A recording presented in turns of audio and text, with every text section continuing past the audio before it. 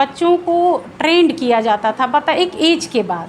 अब बच्चा पैदा होते ही मदर भी वर्किंग फादर भी वर्किंग, और गवर्नमेंट पोर्न साइट पे बैंड क्यों नहीं लगा रहा है? ये चीज़ें आ ही क्यों रही हैं?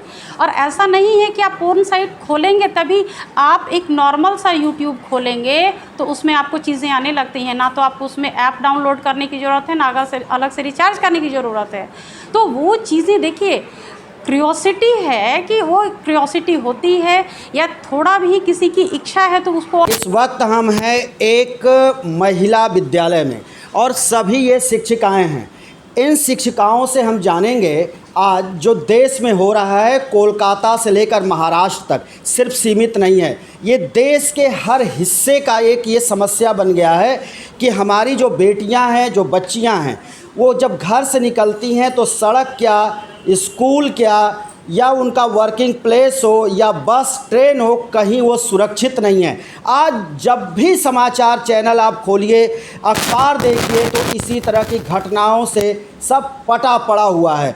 तो हम इसी पर चर्चा करेंगे। चर्चा हम क्या करेंगे, आप शिक्षिकाएं हैं, आपका हम अपने चैनल द पत्रकार टीवी यूट्यूब चैनल में स्वागत करते हैं और आप आपस में ही इस पर चर्चा करेंगी कि ये क्या है, क्या हो रहा है, इसमें सिस्टम फेल है या हम कहीं दोषी हैं। इस पर आप लोग खुद ही आपस में चर्चा करेंगी। ये फ्री चर्चा इन्हीं के बीच होगी। जी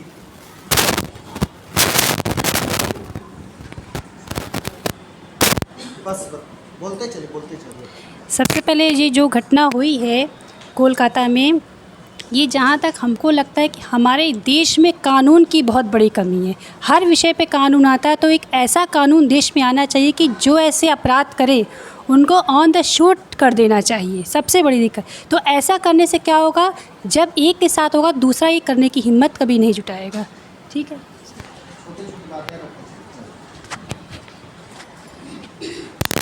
जब बच्चियों के साथ और लड़कियों के साथ, महिलाओं के साथ इस तरह जुर्म देखा जाता है तो बड़ा दुख होता है कि इतनी स्वतंत्रता होने के बाद भी भारत स्वतंत्र है लेकिन लड़कियां स्वतंत्र नहीं हैं। अभी केजी की घटना को सुन के इतना दुख हुआ कि ऐसे अपराधियों के साथ क्या किया जाए। तो मुझे लगता है ऐसा सख्त कानून होना चाहिए कि अगर फांसी हो गई तो उनको दर्द का एहसास ही नहीं होगा। तो उनके साथ जो बाकी देशों में किया जा रहा है न्याय वैसा ही होना चाहिए कि इस तरह का न्याय करिए कि वो इस तरह के लायक ना बन पाए कि किसी और का बलात्कार भी किया जा सके। अगर इस तरह से हरकतें, छोटी बच्ची, अभी हमारे ही रिलेशन में एक छोटी बच्ची हुई है लेकिन कैलकाटा की घटना सुन के वो इतनी घबरा गई है कि बताइए बच्चियां ज़रा सी भी सेफ़ नहीं हैं। कितना भी उन्हें पढ़ा लो, लिखा लो, कितना भी उन्हें बोल्ड बना लो, लेकिन फिर भी वो स्वतंत्र नहीं हैं। जब हम छोटे बच्चे को लेके, जब केजी वाला बच्चा जिसे कुछ भी नहीं जानकारी, एकदम छोटा बच्चा, उसके बारे में सोच के तो एकदम रूह सी कांप जाती है कि बताइए इतने बुरे व्यक्ति कैसे हो सकते हैं। मेरे तो आदमियों से भरोसा उठ गया है। मुझे ऐसा लगता है कि जब मैं इधर उधर सारा देखती हूँ कि मुझे लगता है 50% आदमी तो एकदम बेकार। ऐसे आदमियों को तुरंत ऐसी सज़ा सुनानी चाहिए। मारने से तो पता ही नहीं चलेगा उनके साथ हुआ क्या।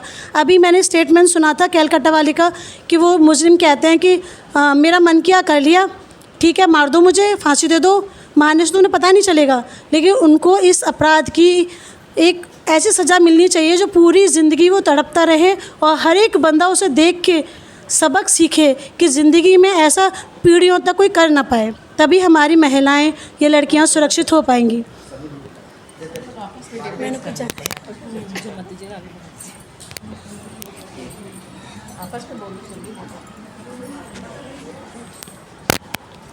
मेरा ऐसा मानना है कि आप अपने बच्चों को तो एजुकेट कर ही रहे हो, साथ में जो भी आपके जैसे जो सन हैं, जो भी लड़के हैं, आप उनको भी एजुकेटेड इस तरीके से करो ताकि वो लड़कियों की रिस्पेक्ट करें। क्योंकि जब समाज में इतने सारी चीज़ें जो हो रही हैं तो उसके लिए ये कर तो कोई इंसान ही रहा है, कोई आदमी ही रहा है, जबकि वो एजुकेटेड इतना नहीं रहा होगा तभी तो उसके मन में ये सारी चीज़ें आ रही होंगी। तो लड़कियों को एजुकेट करने के साथ साथ लोग कहते हैं लड़की पढ़ाओ, लड़की बचाओ, लड़कियों को ऐसे नहीं किया जाता है, लड़कियों को सबको मतलब टोकता है कि लड़की यहाँ नहीं जाए, ऐसे नहीं वैसे नहीं। तो साथ में वो लड़कों को भी वो चीज़ें एडुकेट करना चाहिए ताकि लड़के भी वो सारी चीज़ें सीखें और जो चीज़ें ये चीज़ें हो रही हैं वो चीज़ें आगे अब ना हों। आजकल की जो घटनाएं हो रही हैं उसको देख के तो ऐसा लगता ही नहीं कि हम लोग किसी पढ़े लिखे समाज में रह रहे हैं। ऐसा लगता है कि वो आदम युग फिर लौट कर आ गया है। तो केवल जो है कानून बनाने से भी काम नहीं चलेगा, क्योंकि कानून को जब तक कि ठीक से उसको इम्प्लीमेशन उसका नहीं होगा तब तक सब बेकार है। और दूसरी बात जो मुझे लगता है वो ये कि हमें अपने बच्चों को भी ऐसे संस्कार देने चाहिए, जैसा कि अभी सुरभि ने बताया, वो बहुत ज़रूरी है। अगर छोटे पर से बच्चों को ये बताया जाएगा कि कैसे रिस्पेक्ट करनी है, एक कोई फीमेल जो भी है उसकी रिस्पेक्ट करना बच्चे बचपन से ही सीखें, और उनको ये ना बताया जाए, ये ना कहा जाए कि हाँ लड़कियाँ जो हैं वो दोयम दर्जे की होती हैं और तुम ज़्यादा बलशाली हो, तुम पुरुष हो। ये सारी चीज़ें जो उनके दिमाग में कॉन्शियस में शुरू से ही डाल दी जाती हैं, वही जो ये सारी बातें जो हैं वो बड़े होकर उनके दिमाग में ये बनता है कि हम ये सब कर सकते हैं। तो मुझे ऐसा लगता है कि हमें संस्कार भी अच्छे देने पड़ेंगे।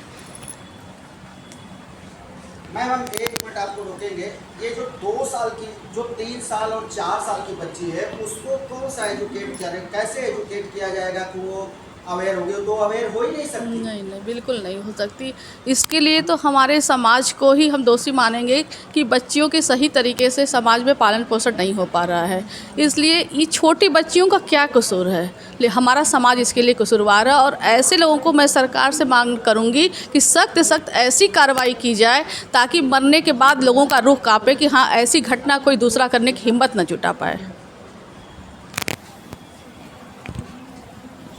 एक खबर है जो कि 1992 की खबर है, और 1992 में 100 बेटियों के साथ, 100 स्कूली छात्राओं के साथ रेप की घटना घटती है, और 92 से आज 32 साल हो गए। 32 साल के बाद निर्णय आता है और उन हैवानों को उनको जो है आजीवन कारावास होता है।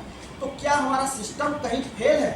जी बिल्कुल फेल है। जी, ये जो इस तरह की घटनाएं हो रही हैं इसके पीछे जो इनका जो विश्वास जो बढ़ा हुआ है, जो इनकी हिम्मत बढ़ी हुई है कि कहीं पर भी ये बच्चियों के साथ, चाहे लड़कियों के साथ, चाहे किसी भी महिला के साथ ऐसी घटनाएं कर दे रहे हैं, तो इसमें कहीं ना कहीं हमारा सिस्टम फेल है।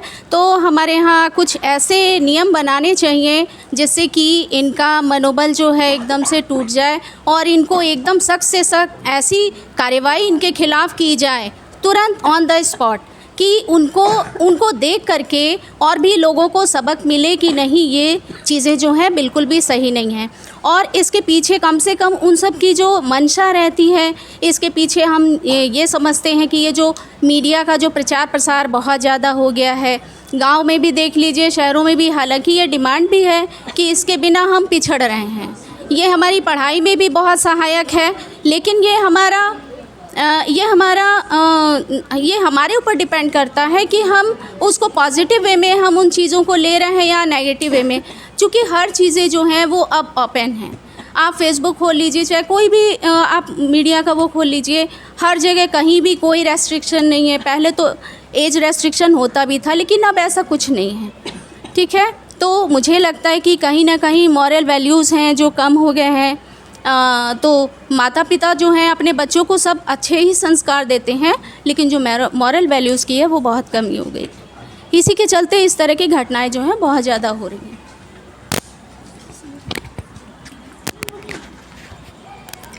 आज जो कोलकाता की घटना है पूरे देश को हिलाकर रख दिया है। ये सिर्फ कोलकाता की घटना नहीं है, आपके बनारस में भी इस तरह की घटनाएं घटती हैं। और आपने देखा कि अभी 1 साल थोड़े कम ही हुए हैं, BHU में भी जघन्य इस तरह की घटना घटी। तो आप इसको कैसे देखती हैं? तो पूरे देश की ये समस्या बन गई है। और जिस भारत में हम हैं, यहाँ पे बार बार महिलाओं की पूजा की बात की जाती है, नारी की पूजा की बात की जाती है। अभी नवरात्रि आएगा, कन्याएं खिलाई जाएंगी, अभी रक्षाबंधन का पर्व बीता है, लेकिन इस तरह की हैवानियत को आप कैसे देखती हैं? इस तरह की हैवानियत ये मानसिक जो होता है ना, मानसिक विकार से ग्रस्त होते हैं कुछ लोग। उनके ऊपर पूजा पाठ का, इन सब का कुछ असर नहीं होता है। वो लोग अपने धर्म को नहीं मानते हैं। जो अपने धर्म का नहीं होता है वो किसी इंसान का नहीं हो सकता है। हमारे धर्म में ये बताया गया है कि जो बेटी है, जो नारी है, वो देवी का स्वरूप होती है, उनके अंदर देवी का वास होता है। लेकिन जो इंसान धर्म को ही नहीं मानेगा तो वो इन सब चीज़ों को नहीं मानेगा, मतलब उसकी जो मानसिक अवस्था है वो विकृत है। है ना, इसलिए ये सब घटनाएं होती हैं। वो ये नहीं समझता है कि ये बेटी है, ये महिला है तो इनमें देवी का वास है, वो ऐसा कुछ नहीं समझता है।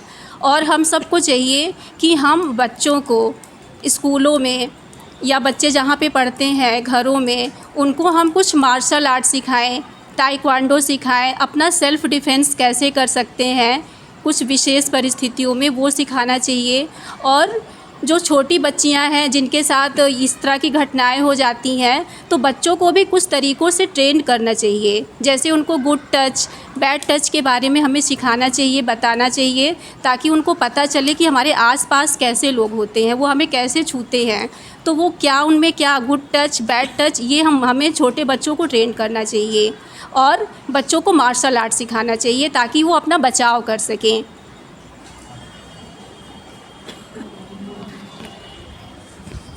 ठीक है मैम, लोगों ने सब कुछ बता दिया, लगभग सभी विषयों पर देखें तो चर्चा हो गई है मैम, लोगों ने वही चीज़ें बताई। हम आपसे एक नया विषय ये पूछेंगे जी। कि मैम आप यहाँ पढ़ाती हैं जी।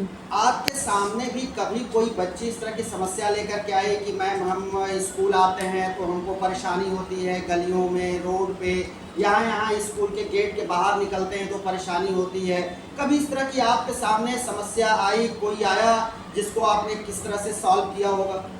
नहीं सर, अभी तक तो ऐसी समस्या मेरे सामने नहीं आई है। वैसे मैं भी यहाँ पे नहीं हूँ अभी, आपको कभी वर्किंग आप महिला हैं तो आपको आते जाते या शहर में मार्केटिंग के लिए निकलती हैं, कभी देर रात होती है तो आपको किसी तरह से किसी तरह का भय लगता है, किसी तरह की ऐसी चीज, ऐसा अनुभव होता है? बिल्कुल सर, औरत है तो भय तो लगता ही है, सिक्योर महसूस होता है? बिल्कुल होता है, क्योंकि हम भी एक औरत हैं तो हर जगह ऐसा लगता है कि अगर अंधेरा हो, रात हो रही है तो समय से घर पहुँचो। बाकी सबसे बड़ी बात यह है कि जो मुहिम चल रही है कि बेटी पढ़ाओ बेटी बचाओ, बेटी पढ़ी लेकिन बची नहीं, ये हैवानियत तो किसी के चेहरे पर लिखा नहीं। बिल्कुल। घर में आपके देखिए, आप सभी महिला हैं, घर में आपके रिश्तेदार आते हैं, पड़ोसी होता है, आपकी बच्ची है, छोटी है, 2 साल की है, 5 साल की है, ऐसे जो नस-पिचास जो आपके बीच में छिपे बैठे हैं, उनको पहचानने के लिए या उनसे बच्चों को अपने बचाने के लिए, चाइल्ड एब्यूज से बचाने के लिए आपको कितना अवेयर रहना पड़ता है, आप एक माँ के नाते बताइए, क्योंकि ये पूरा कोड़ फैल चुका है समाज में, आए दिन ये चीज़ें हो रही हैं। जैसे कि मैम ने बताया गुड टच बैड टच ये तो बहुत ही ज़रूरी है। और जो बच्चा समझदार है, और हम तो यही कह सकते हैं भीड़ में रहे, जहाँ भी रहे बच्चों के साथ रहे, अकेले नहीं रहे। अब लिफ्ट लगा हुआ है लेकिन हम मना करते हैं बच्चों को अपने कि लिफ्ट यूज़ नहीं करो, क्योंकि लिफ्ट अब क्या है उसमें कौन है ऐसा नहीं पता ना, किसके मन में क्या चल रहा है। तो अपने बच्चों को हम बस समझाते, जैसे समझाते तो समझाते रहते हैं, बाकी और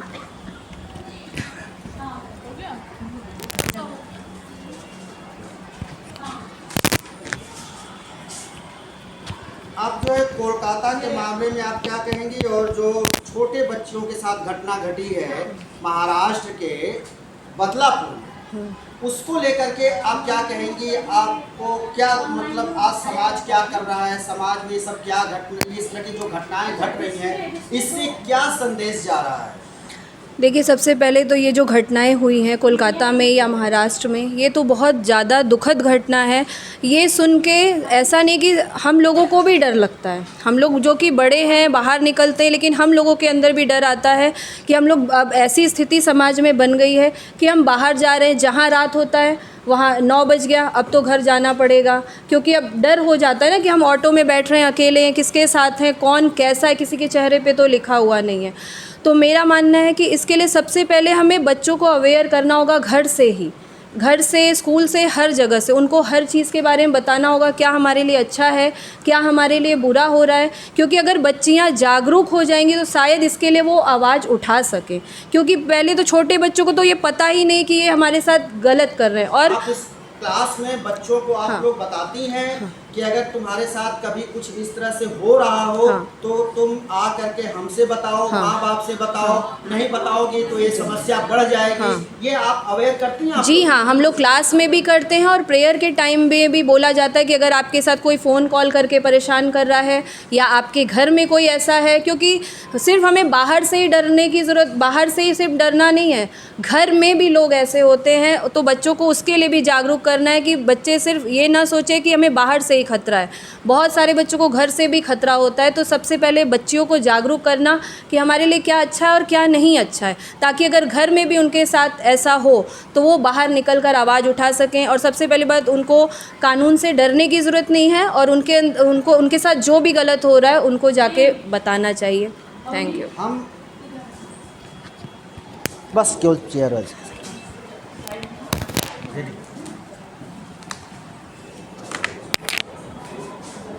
ये टाइप करना है भाई। हो गया हमारा भी, लेंगे इन लोगों का हो तो गया।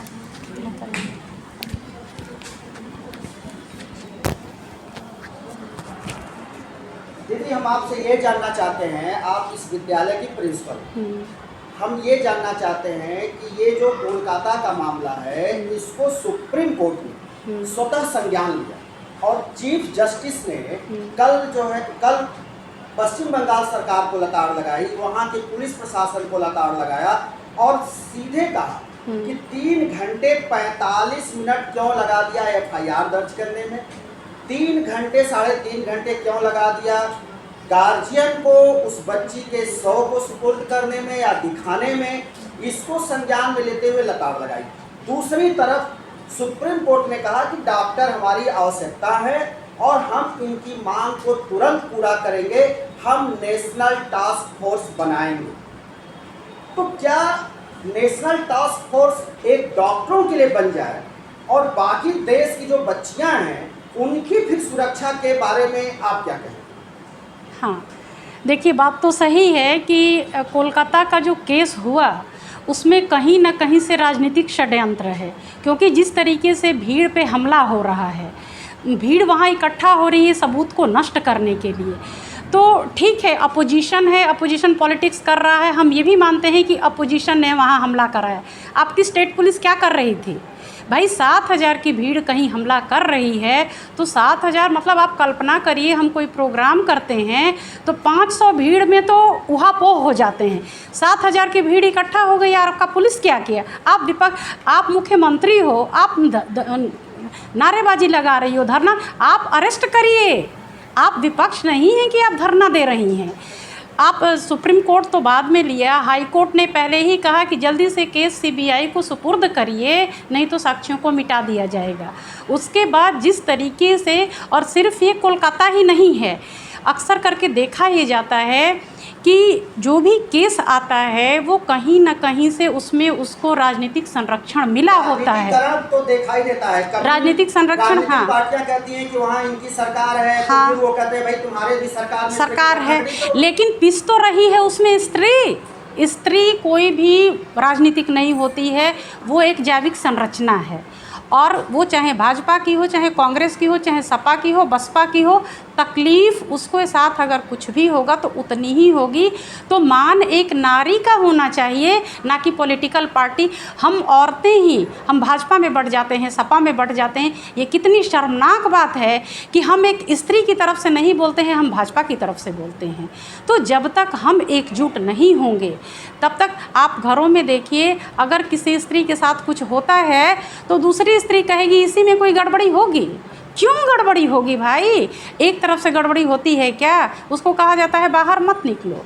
अच्छा, एक चीज़ ये भी बता दें कि हम तो 12th के बाद हॉस्टल में चले गए थे और हम लोग अपने मतलब दिल्ली चले जाते थे, कलकत्ता, हैदराबाद, कहीं भी चले जाते थे, ट्रेनों में डर नहीं लगता था।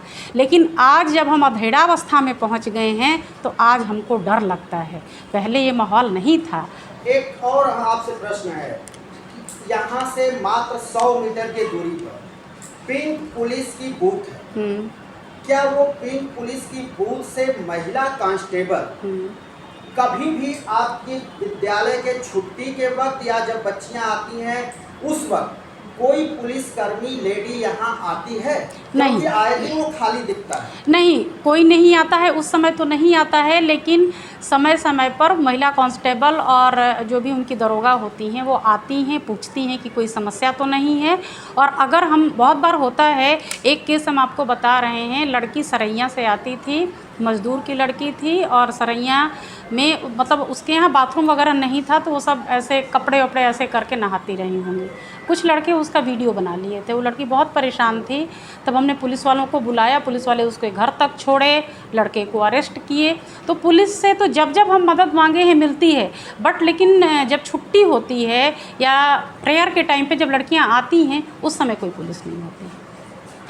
इसके लिए आप एक बार प्रयास जरूर करिएगा, क्योंकि बच्चियां आती हैं और जब जाती हैं तो एक साथ निकलती हैं। अगर एक भी कांस्टेबल रहे तो काफ़ी उनको सुरक्षा महसूस। देखिए, यहाँ पर तो ये चौराहा है, पहली चीज़ तो यहाँ पर दुर्घटना होगी नहीं।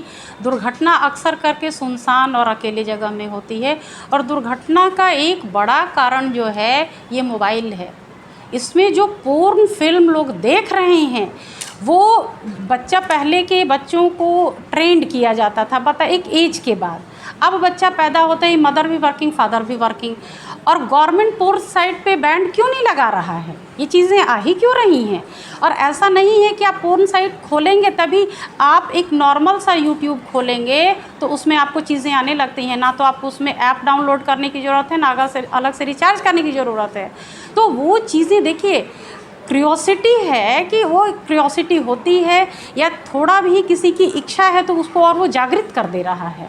और उस समय जो आदमी अपराध करता है वो भी जानता है कि हम नहीं बचेंगे, लेकिन वो इतना अपने में अंधा हो जाता है कि अपने को वो कंट्रोल नहीं कर पाता है। और इसके पीछे सबसे बड़ा जो कारण है वो पोर्न साइट है। इसको बंद किया जाना चाहिए। हमारा तो कहना है कि अरे भाई बहुत है, गवर्नमेंट को आमदनी नहीं होगी और इसी के लिए ये चल रहा है। इसको तत्काल जब तक बैन नहीं किया जाएगा, हम कह रहे हैं छोटे छोटे बच्चे, उनको कहाँ से जानकारी मिल रही है? ऐसा नहीं है कि अपराध बड़े लोग ही कर रहे हैं, ऐसा नहीं है कि सिर्फ लड़कियां शिकार हैं, अप्राकृतिक यौन शोषण के लड़के भी शिकार हैं, उनको भी बचाया जाना चाहिए। वो कहाँ से चीज़ें आ रही हैं? वो इससे आ रही हैं। बड़ा जो है एक बड़े उस व्यवस्था में इस पर किसी तरह का जो है जागरूकता अभियान सरकार चलाए, जागरूकता अभियान और वास्तव में, दिखावा में नहीं, वास्तव में मन से ये होना चाहिए। आज क्यों सिर्फ डॉक्टर ही सुरक्षित रहे? क्यों बाकी लड़कियां नहीं हैं? डॉक्टर के साथ हुआ तो सब लोगों ने संज्ञान लिया, बाकी आम लड़की के साथ होता है तो इतना। अभी जो छात्राओं के साथ हुआ, छोटी बच्चियां हैं, छोटी बच्चियां कुछ नहीं पता। वही कह रहे हैं ना हम कि किसको जागरूक करेंगे आप? जागरूक सिर्फ बच्चों जो सिर्फ शोषित है उसी को जागरूक करने से नहीं हैवानियत की मानसिकता भी बढ़ी, बहुत ज़्यादा बढ़ी है, बहुत ज़्यादा बढ़ी हुई है। एक से एक चीज़ आप देखेंगे, आप शर्मसार हो जाएंगे। टीचर, स्टूडेंट, सास, बहू, देवर, भाभी, जीजा, मतलब एक से एक सारे रिश्तों को इन्होंने गंदा कर दिया है। और जो चीज़ें इसमें दिखाता है, अगर हमारा भी वही रिश्ता, हमारा ससुर बैठा है, अगर वो देखा है तो उसके दिमाग में तो वही बातें चल रही हैं। ये चीज़ें दिखाई ही क्यों जा रही हैं? इस चीज़ पे सबसे पहले बैन इसी पे लगना चाहिए। आपने जो मुद्दा उठाया है बहुत ही हैरान करने वाली बात है, तो इस पर सरकार को भी कुछ करना चाहिए, समाज को भी कुछ करना चाहिए। हम आप सभी शिक्षिकाओं का हम बहुत बहुत स्वागत करते हैं और बहुत बहुत धन्यवाद।